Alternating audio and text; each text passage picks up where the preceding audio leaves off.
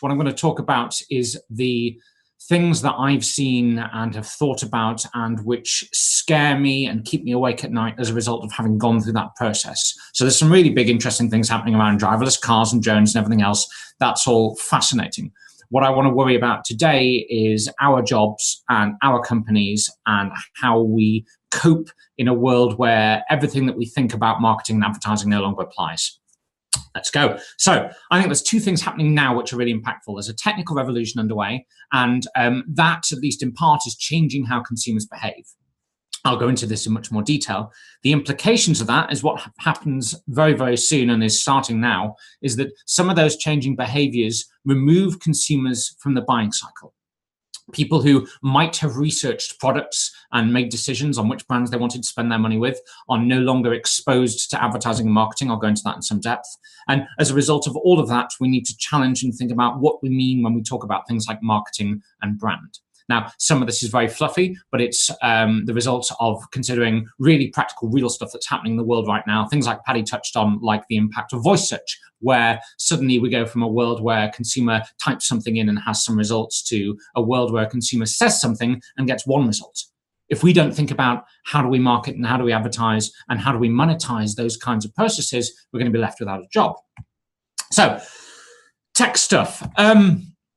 In 2003, you wanted to build a website. You wrote some source code in something like Notepad, and you uploaded it via FTP to a server. You then shared that URL, shared the URL it sat on with other people, and you had a rudimentary website. The thing is, the world got more complicated than that, and the demands of content management processes and governance and systems and access management and version control and logging and complex websites changed the process to the point where actually things abstracted quite a way away from this. And we ended up in a world with content management platforms like WordPress and Magento and all the kind of systems that we use today. Why is that interesting? Because it stagnated. And we ended up 2008, 2009 with a web which was clunky and static and complicated, which in no small part is why the app revolution was so significant, because apps are much more interesting than websites. Apps on your phone are responsive and engaging and designed to be good user experiences, and they're fast and fluid and sleek, and they're personalized, and they remember who you are, and they remember your preferences, all things which websites of that kind of era couldn't do.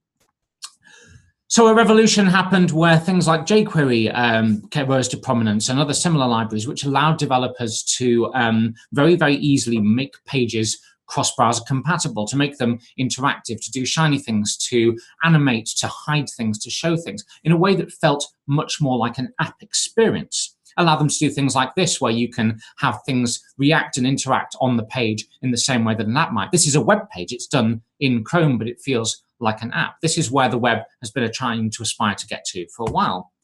The thing is, this kind of bandaging over a non-performant web makes things very slow.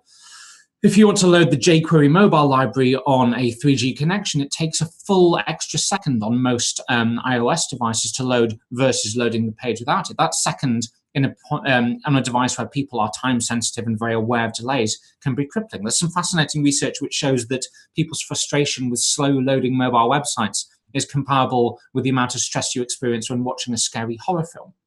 This stuff's really serious. So we went from a really simple remedial web to the web almost dying in favor of the app revolution to the web crawling back but putting us in a really slow place. I'll get on to why this is important in a minute.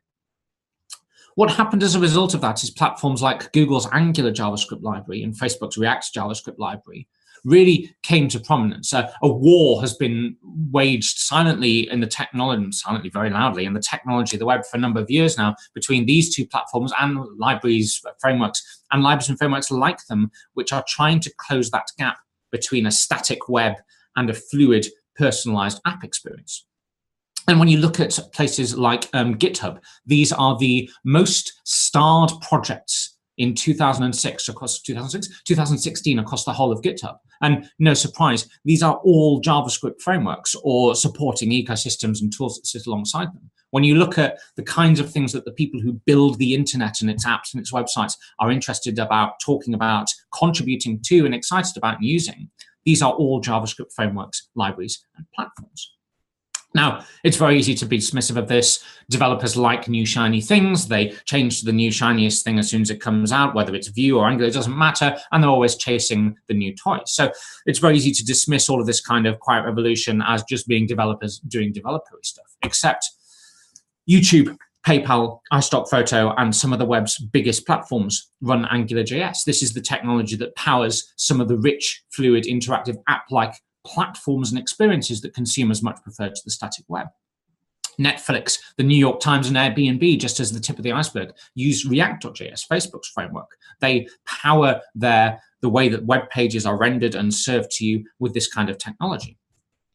WordPress, which powers nearly 30% of the entire web, is gradually reinventing itself from the back end through to the front to use React. And in fact, going beyond React into other options and other platforms as there's various politics and licensing challenges.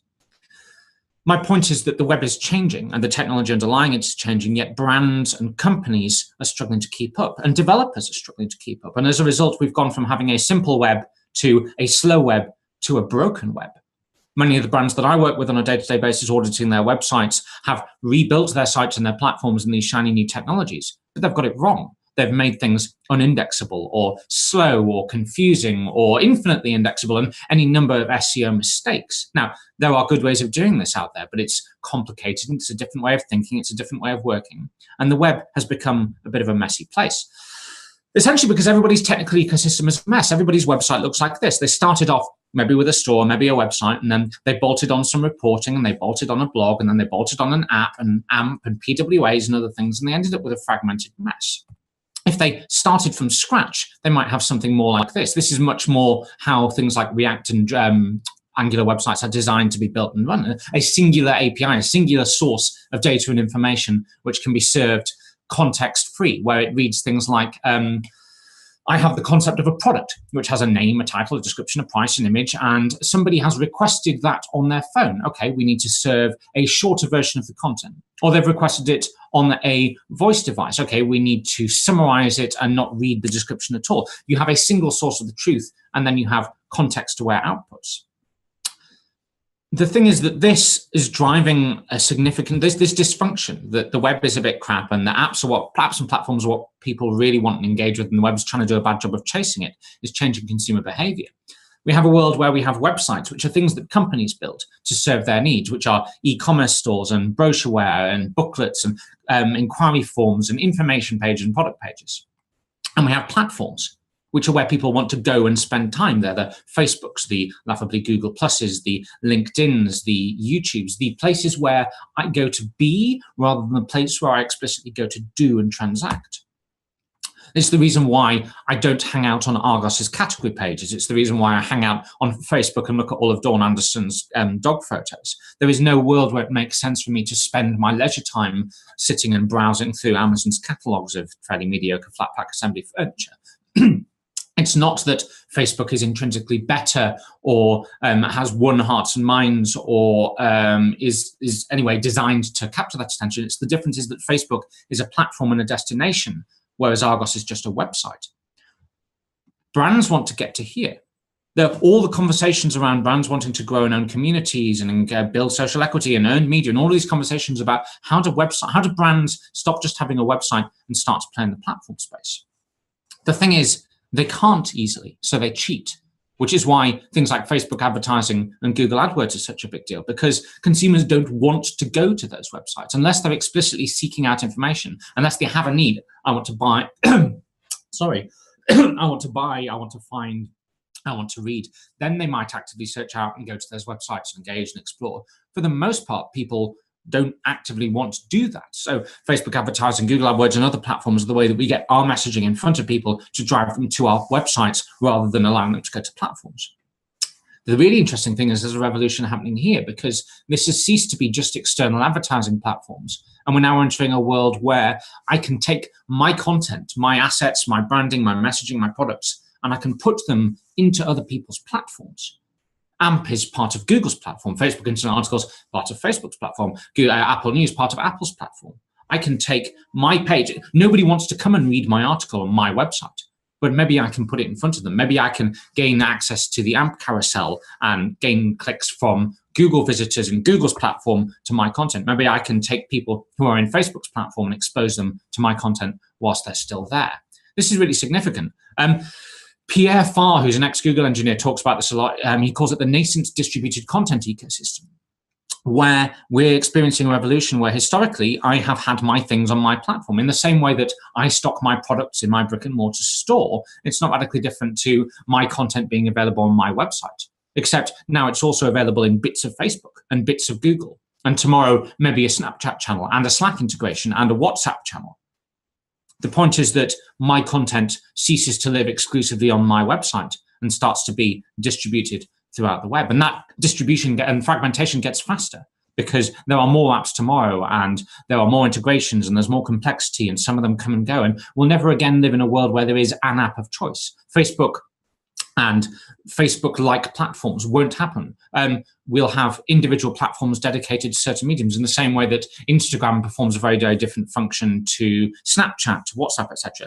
We've already passed the point where the web has individual large-scale platforms. We now have lots and lots of little platforms. Further, even more complexity.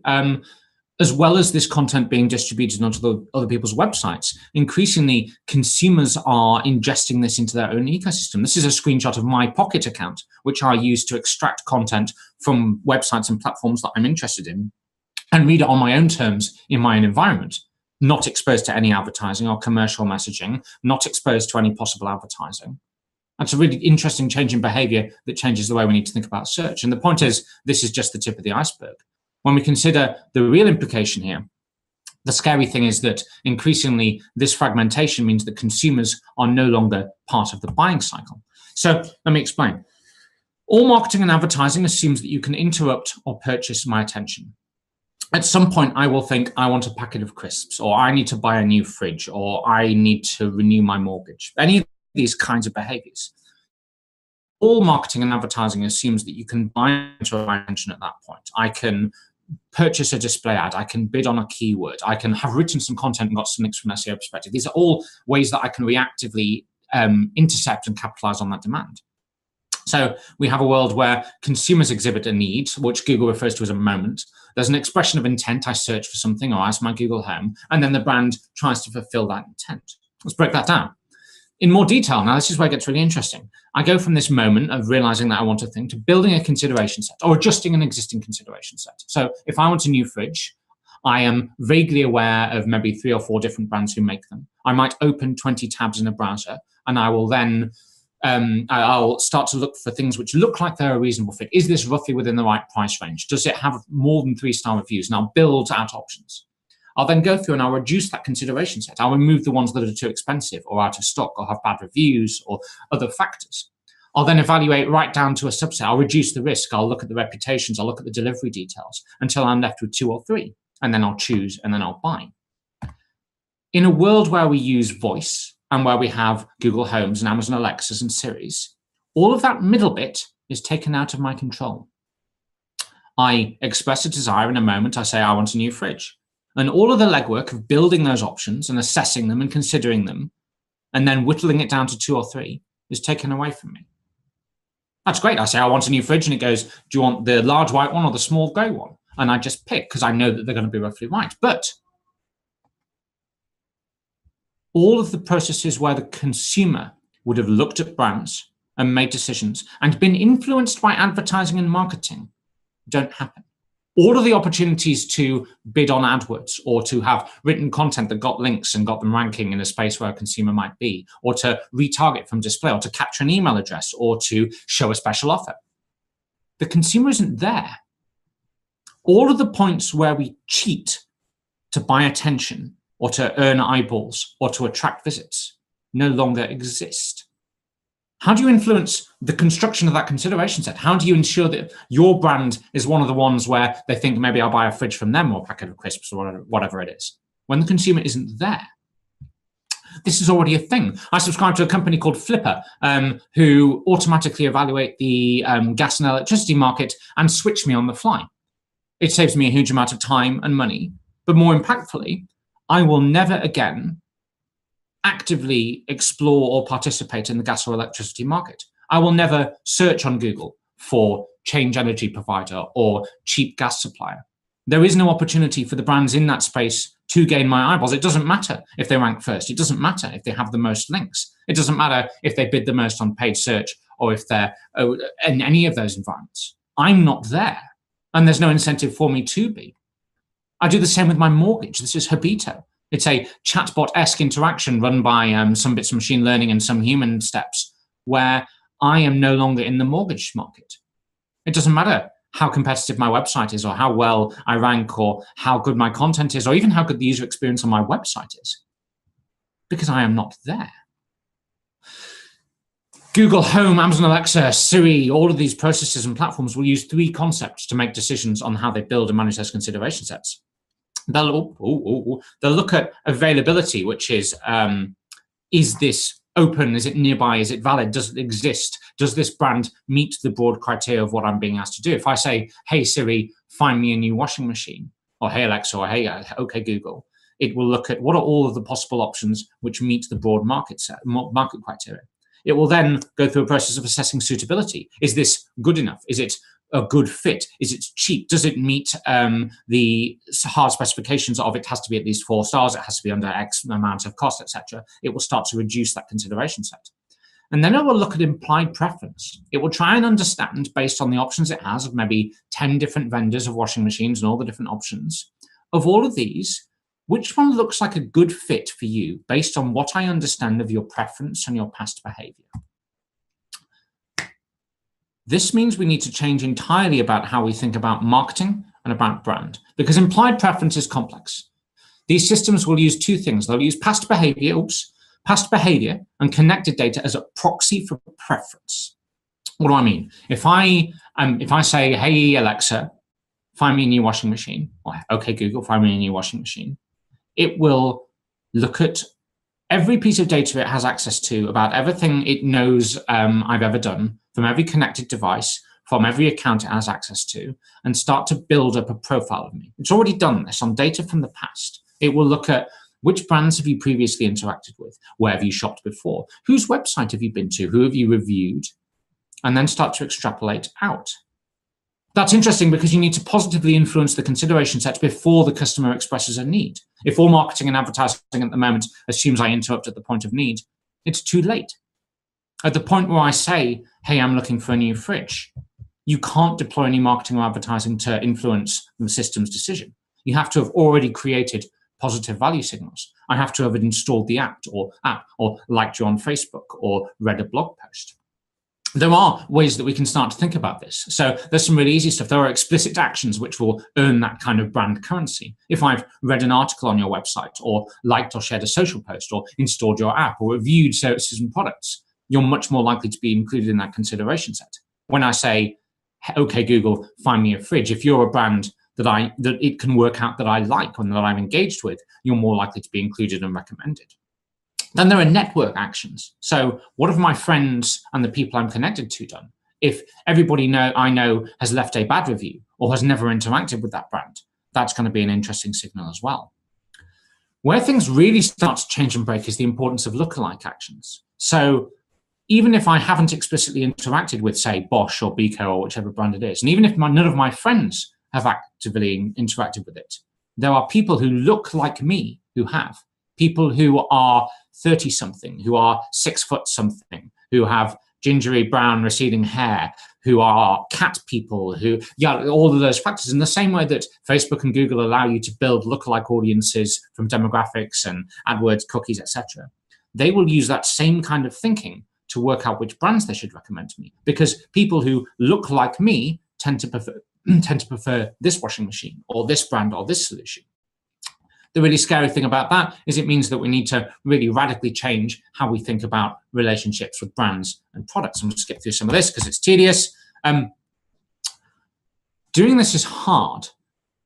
So what we're talking about essentially is putting brands in a position where you market proactively to consumers many months, potentially years, before they exhibit a need and before you know that that person might ever exhibit a need. So we're talking realistically about marketing to everyone. It's a big ask. We're talking about marketing in a way that doesn't convert. We're talking about marketing in a way that creates positive value signals. Can we get people to read our content? Can we get them to like our posts? Can we get people who look like them to positively interact with our brand? Because by doing that, when I say, okay, Google, find me a washing machine, get me a holiday, whatever it is, you're more likely to be recommended in that consideration set. Doing all of that means that you need to deliver a valuable experience, which is self-evident. Paddy talked about this a lot. The combination of doing all of the things well is what success looks like. But I want to look at what that means in terms of managing and changing and transforming your brand to fit that. I think there is a hierarchy of quality that draws all of Paddy's stuff together. So not all the links, but all of the idea around you've got to do good customer service and good product, etc. Where at the very base of quality is a concept of fulfillment, where if you are a retailer or a shop or a service, if I interact with you, the service is available, it exists, and the thing I get is not bad. It's not terrible. It's of a quality I expect and anticipate. That's fine. The more sophisticated layer is you start to have a story and a proposition on top of that, where your elements of your messaging or your service differentiate you from the competition. You're nicer, you're better, you're faster, you're smarter, you contribute some kind of good. Where people really win is when they deliver an experience, when my interactions with the brand answer to a slice of Maslow's hierarchy of needs. You make me feel safe. You make me feel warm. You make me feel wanted. You make me feel empowered. Those human experiential characteristics are where you really, really win. And of course, the further down that pyramid you progress, the stickier your brand is, and the more meaningful your interactions with consumers and customers are, and the more lookalike points you earn. Let's give some examples. So fulfillment. Whiskers create the cat food that my cat eats. That's the extent of my relationship with that brand. I could change it overnight without losing anything, without it materially affecting my life at all. Similarly, P&G, Procter & Gamble, put the cleaning supplies I buy onto shelves. They're there, it's readily available, it's cheap, but I really don't care about P&G, the brand. I have no relationship with them. If they went bust overnight, I wouldn't care. If somebody put a cheaper cleaning product on the shelf next to it, I would buy that. I have no incentive or imperative to engage with them, which means that when I say, okay, Google, buy me some more washing up liquid, P&G might not show up, but the cheaper, closer, faster option will, because they've never taken steps to be more valuable in my life. Fitbit makes me feel like I'm in control of my health. You see the difference in proposition. There's a story there that adds intrinsic ephemeral value to their product. The thing itself isn't important. It's the messaging that goes with it that makes me feel different. Similarly, Amazon's retail arm, not Amazon Prime, I note. Amazon Retail has everything that I'll need without friction. It's easy. I know that it'll arrive on time. I know that it'll be cheap. I know that I won't get ripped off. I know they'll have the right size and color in stock. I go into their service expecting it to be successful and frictionless in a way that maybe shopping elsewhere isn't. Where you start to really win, Uber, despite all of their challenges and all of their issues and all of their very, very real problems, makes my travel completely frictionless. Now, that's not what delivers the experience. The experience is they've removed uncertainty. Every time I travel, every time I get out of an aeroplane, every time I'm in a new place where I don't know where I'm going, every time I need to travel to a client's office, I don't have to think and I don't have to worry. And that not having to worry is the service that Uber delivers. It's not the taxis, it's not the app. It's the offloading of my fear of the unknown and getting lost and being late and being overcharged. All of that goes away. That's the experience they deliver, and it's why they continue to be sticky despite being a horrendous company and despite having no stickiness built into the app or the process itself. That is why they continue to win. And Amazon Prime, who rule the heap, means I already have everything I need. That's the difference between a story and a proposition and marketing and delivering an experience. That's why every time I ask any of my devices for a thing that comes in a box, Amazon Prime will win, because the experience they deliver keeps me sticky. It builds positive brand currency. It builds explicit actions. It builds networked actions, and it builds lookalike actions. Everybody who interacts with it has positive feedback about the service. I already have everything I need. All I have to do is click to get it. Rewinding briefly, when the consumer's not involved, that process reduces somewhat. We don't have the difference between storytelling and all the marketing stuff because you're talking to a machine without the consumer's interaction. All you have is the connection of a brand promise. We stock this, we have this, it's cheap, it's available, it's fast. And the delivery to experience, the consumer received the promise and they created some kind of positive feedback loop, whether that's liking it explicitly or reviewing it or looking like the kind of person who might. Essentially then in this world, the challenge is that all brand interactions by everybody affect your brand currency, because look at like audiences influence propensity to be chosen. Why is this significant? Because at the moment, we only market to our markets. If I sell cat food, I don't market to people or engage with people who have dogs. I don't market to or engage with people who don't have pets at all. But by not doing that, I'm missing out on the opportunity to increase my likelihood to be chosen, because all of the people who maybe look and behave like cat owners can increase the propensity of cat owners to increase the propensity of these products to show up by cat owners. You see what I'm getting at? The idea that all interactions with any brand earn a kind of score, because it's all measured and monitored and extrapolated and analyzed, and systems like Amazon Alexa, Siri, Google Home are already behaving in this way. They're already analyzing large-scale group behavior to determine when I say, hey, I need a new fridge, or can you find me somewhere nice to go for lunch, or pick me a recipe. All of these queries use this kind of thinking. And all brand interactions ever out there will contribute to whether or not my website and my content and my brand is the one returned. And there's a challenge that you can't potentially sell cat food to people who don't own cats and who only own dogs, and people who already have a fridge and don't need a new one. But you can market outwards and create positive value signals with a much broader audience. And that looks like good content marketing. It looks like having a good user experience on your website. It looks like being aware that people research and need top of funnel content to help them understand things and to win hearts and minds.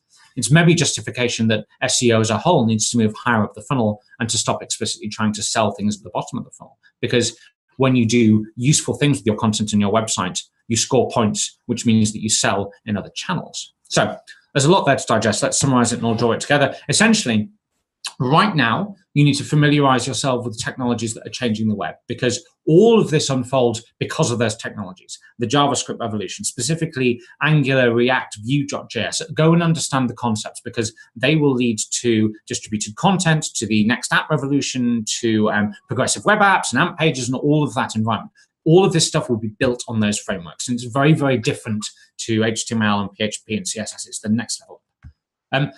Consider how that's changing consumer expectations, and as a result of that behavior. People want fast, fluid, app-like experiences and platforms. They don't want e-commerce websites and articles. Like, that's what you get from a failed experience, and that's why Google Home and Amazon Alexa don't just read out big pages of content.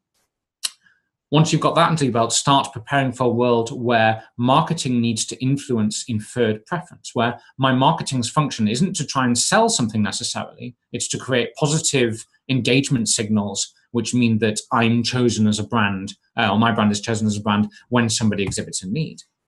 And start to optimize for experiences which fulfill brand promises. Understand that the consumer has to have a relationship with a brand that's more meaningful than just transacting. They have to exhibit behaviors in relation to that brand that make the brand look like a good fit, that make the brand look like a good brand, whether that's reading content or installing apps or liking content, doesn't matter. You've got to find ways to create that valuable behavior.